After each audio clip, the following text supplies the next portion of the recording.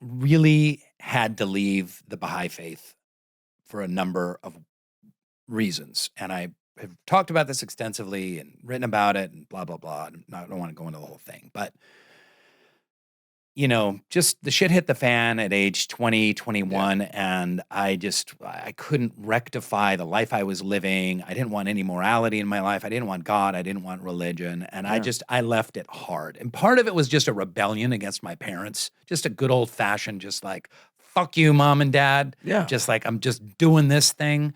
And I was in New York City studying acting and went a little too crazy, as you could imagine, for the next, 10, 12 years before I kind of found my way back. And I've told that whole story. I won't go into it again. But to what degree did you struggle with your Baha'i spiritual identity that your mom instilled in you so beautifully, finding your way as an actor, ever would, those early years? What was that struggle like for you? My roots have been really strong.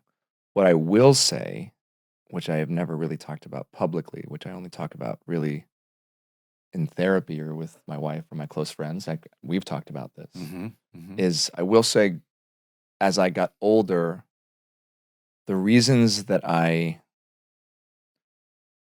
didn't break many of the rules or followed the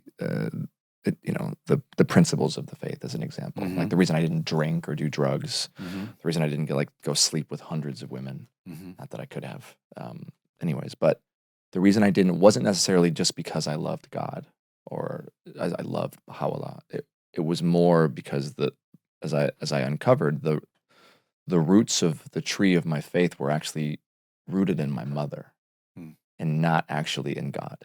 So there was a little bit of fear there. My mom was raised Jewish, so my entire half of my family is Ashkenazi Jew, and we lost people in the Holocaust. I remember the tattoo from Auschwitz on my Aunt Pearl's hand growing up, and Wow. and so there was a lot of kind of almost fear of there was a disapproval. lot of emotional baggage and trauma that came from her line that I don't even think she realized was kind of lumped into the way that I was taught religion. And that's not her fault. I mean, that's just we are how we're raised. We are, we can only do what we can do. And it wasn't something she was really aware of, but there was a lot of Jewish guilt, I think, laid into this very advanced, progressive, beautiful faith. And so growing up, I didn't really rebel. I wanted to. I tried. Like I tested the limits where I could. But as I got older, I realized that, I'm not doing it for the right reasons. And so that was, I think, my similar journey to what you had, which was I had to figure out, what do I believe? Do I believe this just because of my mom? Hey, thanks so much for watching. If you love Soul Boom clips, you're going to love the original mothership, Soul Boom. Please click and subscribe over there as well.